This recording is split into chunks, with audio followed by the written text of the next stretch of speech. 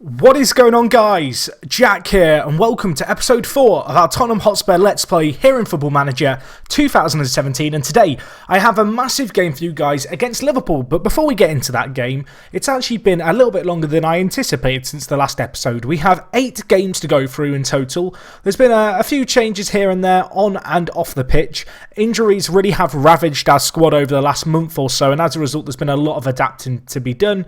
And well, as we go through these results, you'll really see kind of a mixed bag, and I do think that is largely down to just the sheer quality and kind of the length of the injuries that we've had. The quantity of them has been hard. Players are starting to get back to full fitness though, which is good, and hopefully, you know, we can kind of continue with some forward momentum.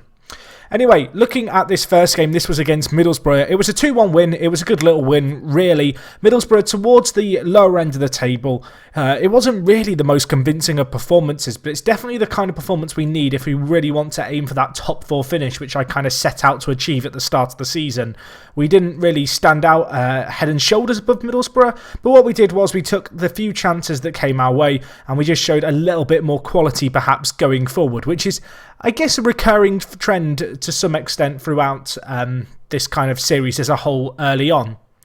So anyway, talking about the injuries, one of the big injuries actually is a man on the ball there, Son, the South Korean. He's been injured a fair bit during this period of time, and it's limited my rotation options. And as you'll see with these games, there was an EFL match that we played, I believe it was against Swansea, where I ended up having to play players who just never had played in the first team before because we had injuries. There was also a scenario which I'll talk about where both Danny Rose and Ben Davies, both our left backs, were both out injured. And really, that was a tough to deal with.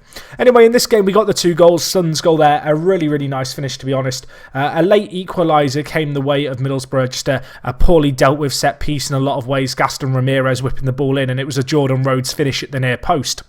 But anyway, we started off with 3 points, and I was thinking that we were back on the straight and narrow, and we went into an international break, hopefully to rejuvenate. Unfortunately, that wasn't the case. We came back with injuries, and well, our problems were further compounded when Dele Alli decided to get sent off after 20 minutes. Something that has become a recurring trend, I feel like it's fair to say, so far kind of during our time here at Spurs. Another sending off, another first half red card as well. The kind of thing that we really don't need to deal with. Ultimately, against a Hull City side who are bottom of the table, we ended up drawing 1-1, which, I don't know, it's pretty inexcusable really. We started out with our kind of traditional system, but by the end of the game, we were playing actually 2 strikers, 1 centre attacking mid, and then just the kind of the rest of the team the same. So we basically had a back 4, 2 defensive mids, and then a triangle up front, and the wing backs were being encouraged to push on. We did get a goal in this game, which was good. You know, to fight back, being a man down, it was okay. Really, though, the red card caused us some severe problems. And speaking of red cards causing severe problems, Bate, They suffered our fate, and they had their own sending off. You can see here Shavbakov for them sent off after 5 minutes. Bear in mind, we were already 1-0 up at this time. And, well, from there, we went on and we dominated the game. A 6-1 win, a really good performance, obviously, in the Champions League. Our first win in the competition as well after having lost to Porto 1-0 and having drawn to Juventus 0-0. So that was a good little result away from home. Following on from that, a few games to speak of, the first of which was against top of the table at the time, Southampton. And, well, these goals were quality by Harry Kane. This was a massive game for us. Southampton really have been a surprise package so far this season. This is the only game they've lost all year, so they've been a tough team. Jay Rodriguez up front for them has been in fantastic form, and this was a really good result to get at home at White Hart Lane. And, well, as you'll see here, the first goal by Harry Kane, a great goal, and he followed that up with another goal of real quality. But that one there, just smashed into the top right corner. Absolutely no chance for the keeper. And as I said, that was not the only goal that Harry Kane would go on to get in this game. He got a second of the match. Berahino with a nice little assist. Hammered home, though, into the near post. He gets the fans G'd up with the celebration too, and that was how it finished. So that was a really good result. Probably one of the highlights. But as you'll see when we go into the Premier League table, perhaps in the not-too-distant future, the league is very weird at the moment. There's some odd teams at the top. Southampton are up there. Sunderland are up there. I think the likes of Burnley and West Brom aren't doing too badly either. Anyway, this is the EFL Cup I mentioned, and the EFL Cup game where just injuries and fitness was a real problem. You can see by the end of our game, our team was pretty flat out. We had a pretty much fully rotated side. This is a competition that the board aren't particularly bothered about. That said, having gone 3-0 down, I did elect to bring on both Harry Kane and Christian Eriksen. They did make the result a little bit more respectable, fighting back to 3-2. But we had players like Joe Muscat here playing left back for us. That because of the fitness issues we had, but also the injuries to the likes of Ben Davies and Danny Rose. And ultimately, at least in my opinion, this was the kind of competition where it's probably just worth sacking our spot rather than risking more injuries and playing players who aren't fit. So Bennett here played, and Koundou also played, who, to be fair, the 21-year-old Frenchman, he could be a good player for us in the not-too-distant future. He made an appearance in this game. But yeah, it really was a rotated side. Fitness was a problem, and I used it as an opportunity to try and rest some players' legs. And I was hoping off the back of that, we'd come back and we'd kind of, have a really strong performance. And I feel like we had a really strong performance, but there was just no finishing at the end of it. As you can see here, we dominated this game. 37 shots, 62% of possession, a game where we absolutely bossed it. But there wasn't any end product ultimately, and West Brom never really showed glimpses of scoring, but neither did we, and that is perhaps a little bit concerning. Fortunately for us, we did bounce back quite nicely. We beat Bate 3-2 in the Champions League. Would have liked a more convincing scoreline, but we'll take the win nevertheless. 3-2 it finished. Eriksen and Berahino with the goals. And then in the last game of this run of fixtures, for a second Premier League game in a row, we didn't go away with all 3 points. And we lost away at Old Trafford against Manchester United. But a big talking point in this game was actually the fact that Harry Kane missed a penalty for us.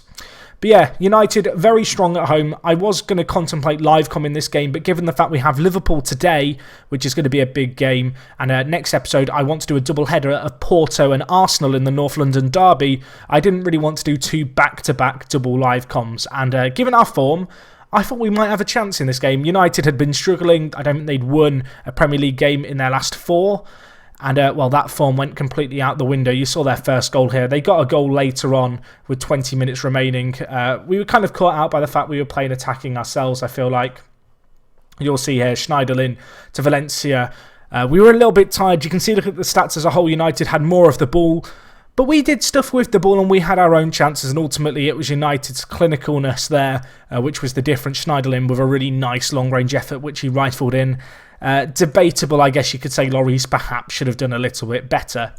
But anyway, we are of course now in mid-November, so it's kind of a good little point to have kind of a review of the season thus far as we're concerned. And as you can see, looking at the top 4 in the Premier League, there's ourselves, Southampton, who as I mentioned we beat. They are the only team, or rather we are the only team that have beaten them so far. Watford, the only unbeaten team remaining in the Premier League. You can see here 6 draws and 6 wins.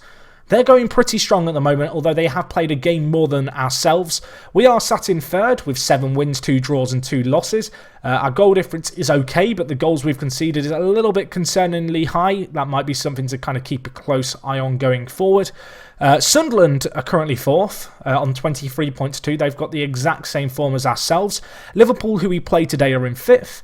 United managed to close the gap on us just 2 weeks ago before the international break in that game that I just talked about where we lost 2-0. They currently sit 6th.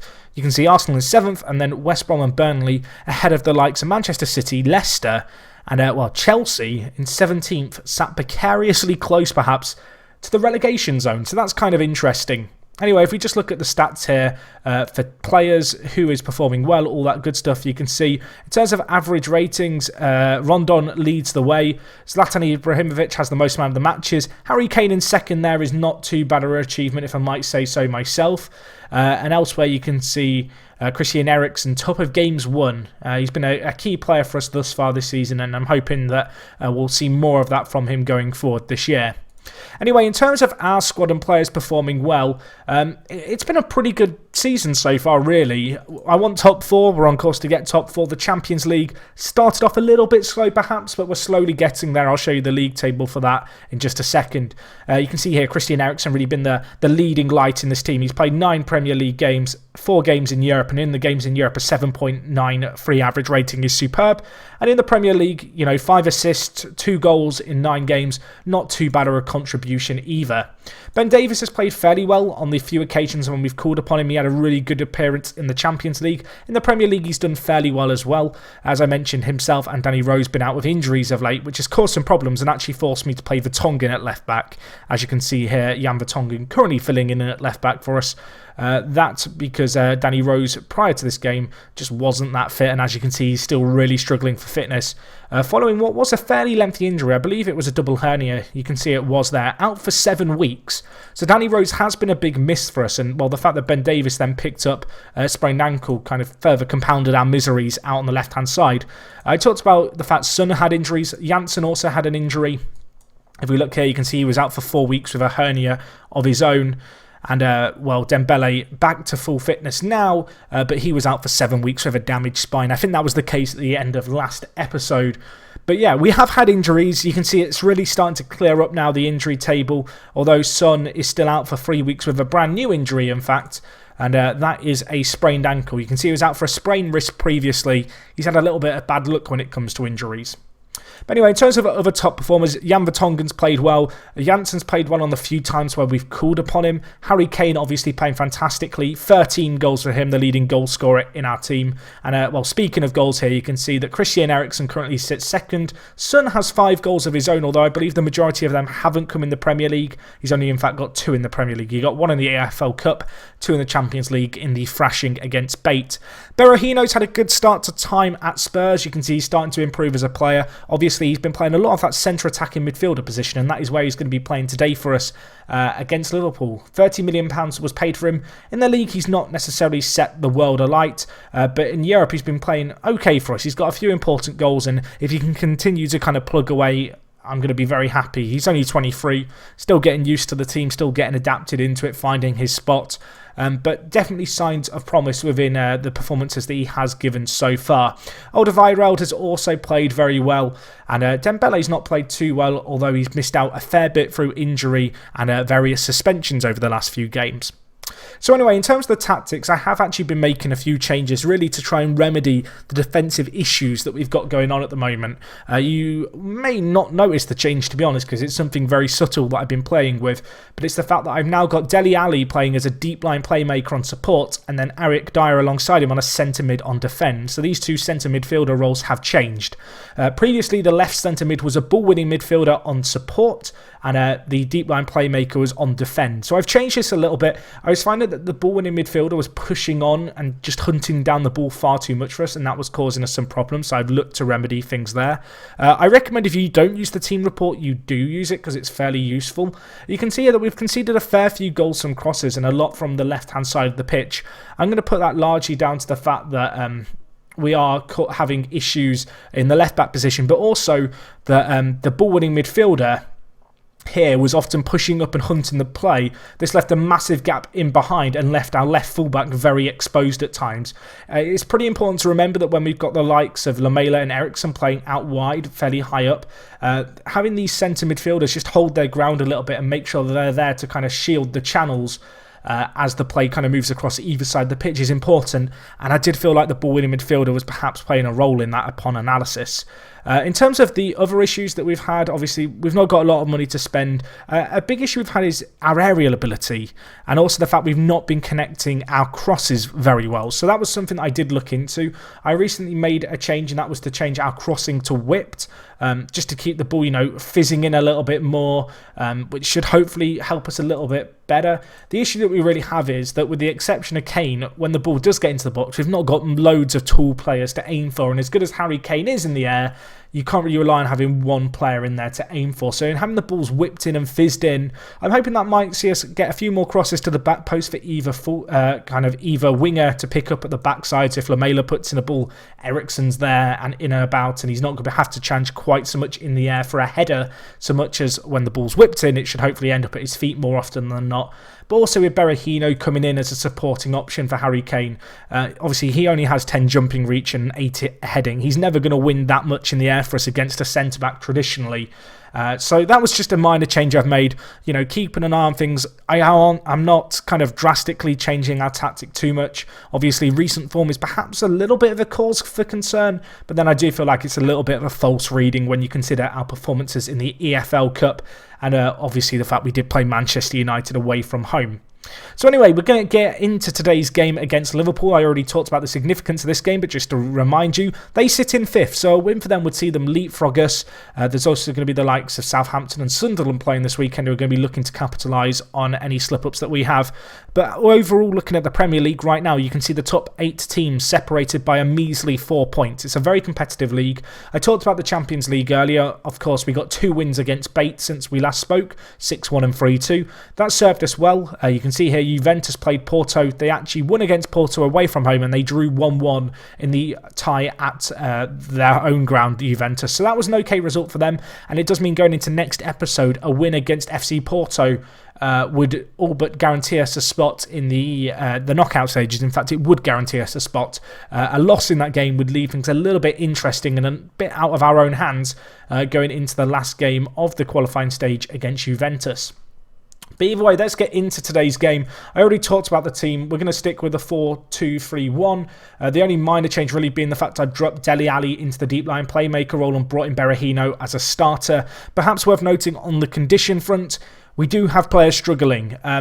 It's something that's kind of been an ongoing problem for me. Looking at my training, I've still got it set to fitness on low at the moment. We did have an international break. Lots of players were playing in that break, and as a result, they've come back a little bit jaded, which is somewhat of a concern. But I feel like for this game against Liverpool, I really want to be playing my strongest 11. So this is going to be a tricky game for us. I believe this is our first live com of this series, which we've done away from home. We're going to be going to Anfield, and I'm just going to hope that the players can really step up to the occasion. Looking at the Liverpool side as a whole, obviously I'm a Liverpool fan. I have a bit of a familiarity with this squad as a whole. I know that Sadio Mane has been playing very well so far in this save. You can see a 7.6 average rating in the Premier League with 6 goals and 3 assists. Obviously, we talked about those issues that we've had at the left-back position. Vertonghen is going to have a task today. I'm hoping that having Eric Dyer as a centre mid on defender is going to help cover him a little bit better. As I mentioned, we've been conceding a lot of crosses on that side of the pitch. And I'm kind of desperately hoping that the changes that we've made to the system are going to serve us well.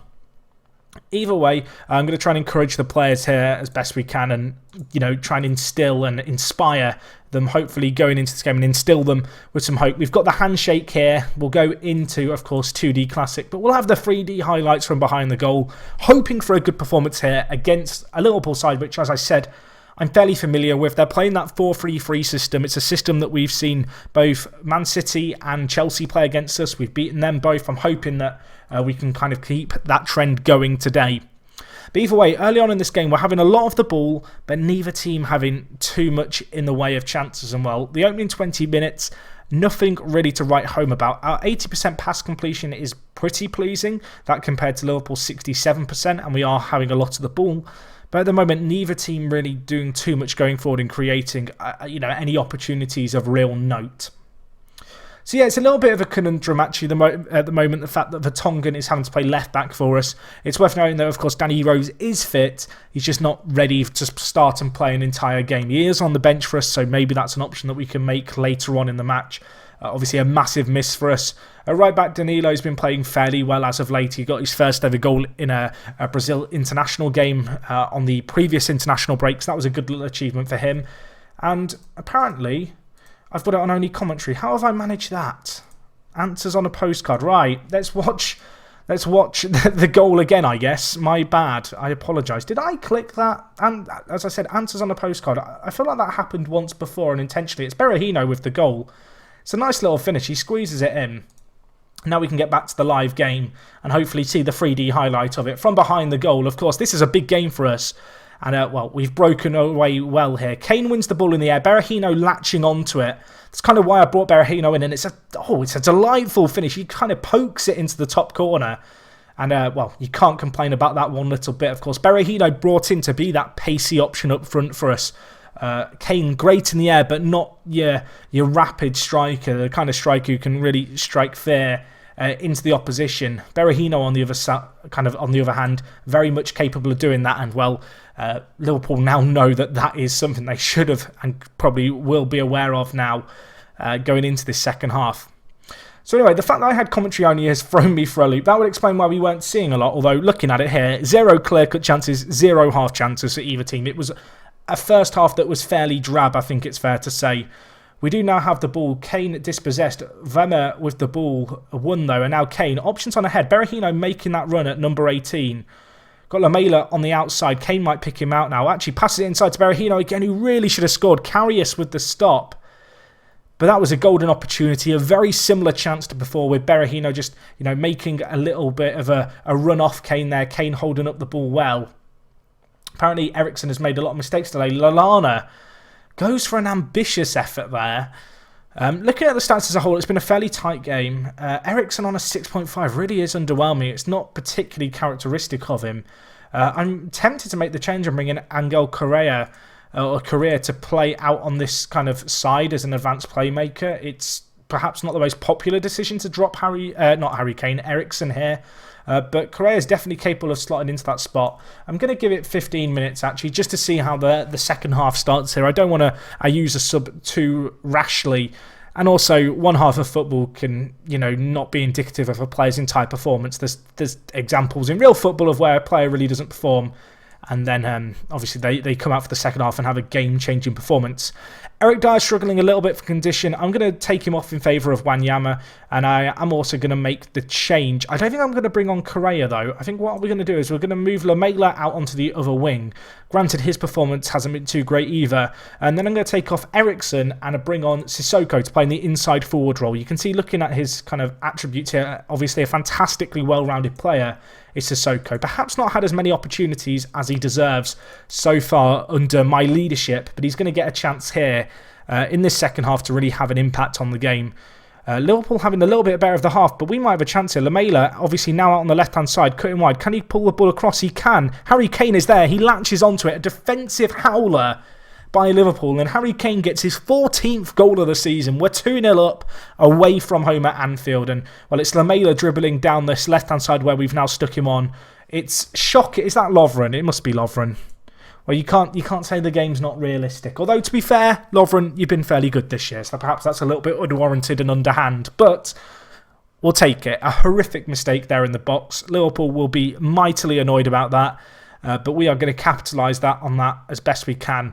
And, well, you can see now we're 2 goals to the good with 8 minutes left, and now we just have to keep things defensively secure. Mane coming forward here would be some incredible goal if that had flown into the top corner. I'm now going to take off Lamela and bring on Correa. Just, get some fresh legs on Lamela. Struggling a little bit, not had the greatest game. Best to not kind of risk injury, really, with him, with not too long left in this game. And hopefully we can just see this out now. We are on the attack again. A third goal would be delightful, really. It would help our goal difference a little bit against a rival in the league. And it's going to be Berahino bringing the ball forward. Tries to play it through. Emre Can, determined to get there ahead of Karius. And, well, it's now going to be on Liverpool to bring the ball forward here. Henderson with it. Now with Milner, up to Sturridge. Now with Mane, going to be looking to pull the ball across. He will do. Sturridge bundles it in. Do I go more defensive to end this game? I probably should. I probably should have done this sooner as well. I know someone's going to be telling me this now in the comments if I bottle it. Let's just see out this game now. We don't need to commit too many men forward. We can afford just to sit back a little bit. There's 5 minutes left of this game. Let's just keep it sound. 2 minutes now. I think that's going to be all she wrote for this game. Half a minute left. There's not going to be a late sting in the tail, is there? I don't think there is. There isn't. It's a 2-1 win. It's not the most convincing of performances, but we took the chances that came our way. We capitalised on Liverpool's mistakes. And obviously Berahino with a goal, Harry Kane with a goal as well in the man of the match performance. That performance sees us go top of the table, albeit there are a few games going to be kicking off slightly later on here. So we'll continue once. We'll see what the 3 o'clock kickoffs bring in the Premier League and where we lie after them. As I mentioned, next episode we'll be taking on FC Porto and Arsenal. So that's going to be a massive, massive double header for us. And the real focus of that episode will, of course, be on those matches, given the fact there's not going to be too much going on between then and now. But anyway, looking at the Saturday roundup, Chelsea lost to Hull 2-0, who are bottom of the league. So Chelsea bottling it again. Looking elsewhere, we're really looking at Sunderland and Watford. West Brom beat Sunderland 3-0, so that's a good performance as far as we're concerned. Southampton beat Middlesbrough 2-0, so they retain their top spot in the league. And I believe Watford may have even played in a Friday night game. They did indeed. They played Crystal Palace and drew 3-3. So looking at the league table as things stand now, there's a few teams who are yet to play. They'll be playing on Sunday. But looking at how the league's shaping up, it's turning into an interesting fight at the top, I think it's fair to say. The likes of Arsenal, Liverpool and Manchester United bogged down on 21 points. Southampton leading the way on 27 with some really good goal difference. We find ourselves in second, which is, of course, a nice spot to be in. And, well, given how this league's playing out at the moment, we have to be considering a title challenge at this point, almost a third of the way through the season. Of course, next episode, attention will be shifted momentarily, at least, to the Champions League. But I'm pretty content with how we've opened up our time here at Spurs. But anyway, guys, that is going to wrap up this episode from me. Hopefully you enjoyed today's episode. As I said during the match, apologies for the text-only or commentary-only cock-up. It's fair to say that we didn't miss anything at least, but I will try to avoid that happening again. If you have enjoyed today's episode, please do leave a like. It does massively help me out. If you've got any comments, feel free to leave them down below in the comments. And other than that, hopefully I'll see you guys at episode 5. It's going to be a big one. We're going to be taking on the likes of Porto and Arsenal. Hopefully we can come out on top. Hopefully I'll see you for that one. And other than that, it is me, Jack, and I will talk to you guys in a bit. I'm out.